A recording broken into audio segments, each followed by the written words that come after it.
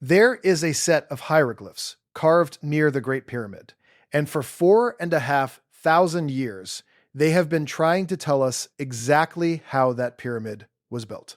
Most people walk right past them. They photograph the monument, they ride the camels, they buy the postcards, and they never look at the faint marks cut into the stone. But hidden inside those marks is something that should not exist: a method, a sequence, a description of a building process that, when you finally read it the way the people who carved it meant it to be read, does not sound like anything a Bronze Age workforce could have done with rope and muscle alone. For most of modern history, we have been told a simple story. Thousands of men, ramps of mud and brick, copper chisels, and decades of brute labor. That is the version in the textbooks. That is the version on the tour. But the Egyptians themselves left a different account, written in their own hand, in their own symbols, on stone and on papyrus. And what they wrote does not match the story we tell. They did not describe slaves dragging blocks. They described something colder and stranger. A process so precise, so controlled, so far beyond the tools they supposedly had, that the only word they reached for again and again was the same word they used for their gods. Today, we are going to read those hieroglyphs the way the Egyptians intended. We are going to trace the exact documents that survived, the catalog numbers, the dig sites, the dates, and we are going to ask the question the official story keeps avoiding. If humans built the pyramids by hand, why does the Egyptians' own record describe a method that humans, by their own admission, could not perform? Let me show you the first piece of evidence, because it is real and it changed everything. In 2013, a French archaeological mission, led by Pierre Tallet, was excavating a remote stretch of the Red Sea coast called Wadi al-Jarf. Inside, a series of man-made galleries, cut into the rock, sealed behind heavy limestone blocks, they found rolls of papyrus, not fragments of myth, not religious poetry, logbooks, the oldest inscribed papyri ever found anywhere on Earth. They date to the 27th year of the reign of Khufu, the pharaoh who built the Great Pyramid, around 2,560 years before Christ. And they were written by a man whose name we now know, an inspector called Merer. Merer was not a priest, he was a project manager. His diary reads, in the words of the scholars who translated it, like a spreadsheet. Daily entries: what was delivered, what was owed, where his crew of about 200 men sailed, and what they carried. And what they carried was stone. White limestone from the quarries at Tura, floated by boat across the Nile to a place the papyri call the horizon of Khufu, the Great Pyramid itself. If buried history like this unsettles you the way it unsettles me, subscribe and turn on the bell before we go any deeper, because the next part is where the official story starts to crack. Here is what the Merer Papyri seem to prove: human crews, human boats, human logistics. A paid, organized, seasonal workforce moving stone during the Nile flood. Case closed, the experts say. The pyramids were built by people. And here is the paperwork. But read the documents again. Merer's diary describes the transport of the outer casing stones in the final years of construction. It describes moving the skin of the pyramid, not raising the core. It tells us how the last blocks reached the site. It does not tell us how 2.5 million blocks, some weighing as much as a small truck, were lifted hundreds of feet into the air and set with joints so tight you cannot slide a blade between them. The diary answers the easy question and goes completely silent on the impossible one. And that silence is the first clue. Because the Egyptians did describe the lifting, just not in a logbook, they described it in their sacred texts, and for over a century we filed those descriptions under mythology. The temple and tomb inscriptions speak of the gods raising the stones. They speak of the architect Imhotep, and later builders being given knowledge that came from the sky. They describe sound. Specifically, they describe priests and builders singing to the stone until it moved. For decades, scholars dismissed this as symbolic, religious flourish, the kind of thing ancient people said to make their kings sound divine. But the Egyptians were not vague people. When they recorded a grain harvest, they recorded the exact number of sacks. When they recorded a military campaign, they listed the prisoners by the hundred. These were obsessive record keepers. So why, when it came to the single greatest engineering feat in their entire history, would they suddenly switch to pure poetry? Unless the poetry was the record. Unless singing to the stone was not a metaphor. Unless it was a description of a process they did not have the vocabulary to explain. That is the first thing the hieroglyphs reveal. The Egyptians were not bragging about magic. They were documenting a method using the only words they had. And that brings us to the 3 clues hidden in the stone. 3 details that sound like religious symbolism at first, and then turn into hard engineering the moment you look closer. Here is the first clue. The Egyptians wrote that the Great Pyramid was aligned to the imperishable stars, the ones that circle the north of the sky and never set. Mythology, the experts said. The pharaoh's soul climbing to the eternal stars. A nice idea, except the alignment is real and it is terrifyingly precise. When the surveyor Flinders Petrie measured the Great Pyramid with a theodolite in the 1880s, he found that its base is oriented to true north, south, east, and west, with an error of only 3 to 4 minutes of arc. That is 1/15 of a single degree, a structure covering 13 acres, made of millions of blocks, lined up with the cardinal directions to an accuracy that the human eye physically cannot resolve. The limit of what a person can see by eye is about 2 minutes of arc. The pyramid is aligned tighter than the naked eye can even check. The mainstream explanation is that the builders used the sun on the autumn equinox, tracking the shadow of a rod across a day to find a true east-west line. An engineer named Glenn Dash published a careful study showing the method could work. And it is clever, but it is also a guess, because the Egyptians, as Dash himself admitted, left us almost no clues about how they actually did it. We have invented a plausible method and then told the public it is the answer. The truth is, we are reverse engineering a solution because we cannot accept that they reached a precision we would struggle to match today without lasers and GPS. They were not guessing, they were not approximating, they aligned the largest building on Earth to the planet's own axis. And they did it on the first major attempt at that scale. And there is a detail inside this clue that makes it worse for the simple story. When the pyramid was built, there was no North Star. The slow wobble of the Earth's axis, the precession that takes nearly 26,000 years to complete one turn, meant that no bright star sat over the North Pole of the sky in Khufu's time. The Egyptians could not simply look up and find north, the way a sailor later could. They had to derive it from the motion of the circling stars, from the sun, from geometry. They had to calculate the axis of the Earth from the sky and then carve that answer into the ground across 13 acres of stone.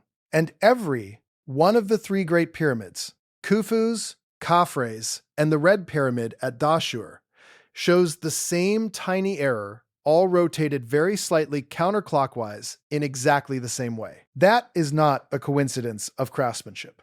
That is a single method applied with terrifying consistency by people who, according to the textbooks, had only just learned to build in stone. That is the first clue.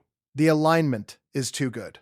Now we get to the one no one could explain away with sunlight. The second clue is the stone itself and where it came from. Merer's diary tells us the casing came from Tura, floated across the river. But the core of the pyramid is local limestone, and the king's chamber is built from massive granite beams brought from Aswan, more than 800 kilometers to the south. Each of those granite beams weighs between 25 and 80 tons.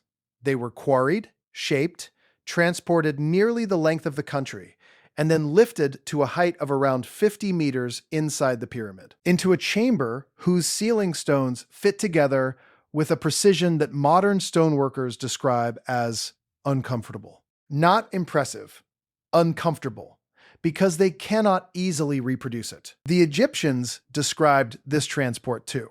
They wrote of the water coming to the mountain, of canals reaching the foot of the plateau. For years, that sounded like more poetry, until the Merer Papyri confirmed it. They reference a place called Roshi Khufu, the mouth of the Lake of Khufu, an enormous artificial harbor and canal system engineered to bring boats right up to the construction site. The archaeologist Mark Lehner has spent years arguing that the Egyptians physically rerouted the floodplain, building a port beside the pyramid. So the transport, at least, is real and human. The Egyptians moved unbelievable weights using water, and they documented it like accountants. But here is where the second clue turns. Moving an 80-ton granite beam on a barge is one thing. Lifting it 50 meters into the air and setting it on top of a wall without cranes, without steel, without pulleys as we know them, and doing it so accurately that the beams have not shifted in 4,500 years is something else entirely. The official answer is ramps. Long mud brick ramps that the workers dragged the stones up. The problem is that no one can agree on what those ramps looked like. None of them have survived in a form that explains the upper chambers. And the volume of material needed for a ramp tall enough to reach the top would have been larger than the pyramid itself. We have a transport method that works and a lifting method that does not. And the Egyptians, who logged everything, logged the boats, and went silent on the lift. Again, that is the second clue. The weights are impossible for the tools. Now we reach the third clue, the one that was hidden inside the pyramid the entire time and that no human eye saw until 8 years ago. In 2015, an international team called Scan Pyramids began doing something no one had tried before. They used muon tomography. Muons are particles created when cosmic rays from deep space hit the upper atmosphere. They rain down on us constantly, and they pass through solid stone, but they are absorbed differently by rock than by empty air. By placing detectors inside and around the Great Pyramid and recording these particles over months, the team could effectively X-ray the monument without touching a single block. And in November of 2017, in the journal Nature, they announced what they found. A void, a hidden space above the Grand Gallery, with a cross-section similar to the gallery itself and a length of at least 30 meters. The first major internal structure discovered inside the Great Pyramid since the 19th century. 30 meters. A hidden corridor the size of a passenger jet, sealed inside solid stone, with no known entrance, no documented purpose, and no record in any text we can read. It had been there the entire time, directly above the most famous chamber in the ancient world, and 4,500 years of explorers, archaeologists, and tomb robbers had walked beneath it without knowing. The team confirmed it 3 separate ways, with 3 independent muon systems built by different institutions. It is not an error, it is not a glitch, it is real, and it is empty, and we do not know what it is. The Egyptians, in their inscriptions, spoke of hidden chambers, of spaces sealed away that were not meant to be entered, of secrets built into the body of the monument. We dismissed it. We assumed we had mapped the pyramid. We had not. The stone was hiding a space the length of a city block, and only particles from outer space could find it. That is the third clue. The pyramid still contains rooms we cannot explain or reach. And the moment that void was announced, something happened that always seems to happen in this story. The access tightened. The interpretations got cautious. And the people who wanted to actually go inside the void found doors closing in front of them. For years, there was no agreement on whether anyone would be allowed to drill, to send a probe, to look. The void sat there, confirmed, mapped, and untouched. Then in 2025, the Egyptian authorities revealed that a camera had finally been snaked into a related space, the cramped relieving chambers. above the king's chamber, looking for clues. And almost immediately, the public message was reassurance. Nothing unusual, ordinary quarry marks, nothing supernatural. The lab results, we were told, were still pending. The footage, in full, was not released. We were handed a conclusion before we were shown the evidence. And maybe that is exactly what it sounds like. Ordinary marks on ordinary stone. But notice the pattern. A void is found by cosmic rays. And the response is to tell everyone there is nothing to see before anyone outside the inner circle has actually seen it. The single most important architectural discovery inside the Great Pyramid in over a century, and the headline that follows, is "Do not get excited." It was sealed, it was scanned, and then, in a sense, it disappeared again behind a wall of careful statements. Think about how strange that reaction is. For more than 100 years, the dream of every Egyptologist alive was to find a new room inside the Great Pyramid. Then, particle physics handed them one. 30 meters long, confirmed 3 separate ways, and instead of mounting a serious public effort to open it, the official posture became hesitation, delay, and reassurance. The same campaign that put a slender camera into the cramped spaces above the king's chamber to read the workers' graffiti could in principle be pointed at the void. The will to do it and the permission are a different matter. And the longer the silence stretches, the louder the question becomes. If there really is nothing up there, why is it so hard to simply show us the nothing? So here is where we are. The Egyptians left us logbooks proving human crews moved the stone. They left us inscriptions describing a lifting method that reads like magic. The building is aligned to the axis of the planet, tighter than the eye can measure. The heaviest stones were raised in ways we still cannot reproduce or explain. And the monument itself is still hiding rooms we have only just begun to find. Every individual piece has a careful, conservative, human explanation. And not one of those explanations covers the whole thing at once. Now, does any of this prove the pyramids were not built by human hands?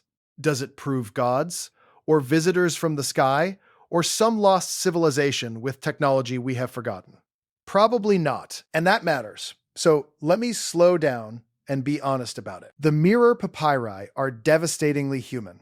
They describe tired men, food rations, sailing schedules, and a middle manager keeping track of deliveries. The graffiti found in the hidden relieving chambers above the king's chamber, the red ochre marks left by the work crews, contain the names of the gangs themselves.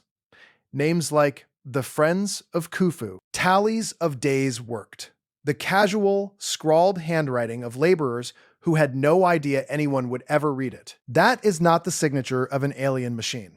That is the signature of proud, organized, ordinary people who were very good at their jobs. The hidden void above the Grand Gallery may turn out to be nothing exotic at all. One leading archaeologist, Kate Spence, has argued it could be the remains of an internal ramp, a construction feature used to haul the heavy roof blocks into place and then simply left hollow when the work was done.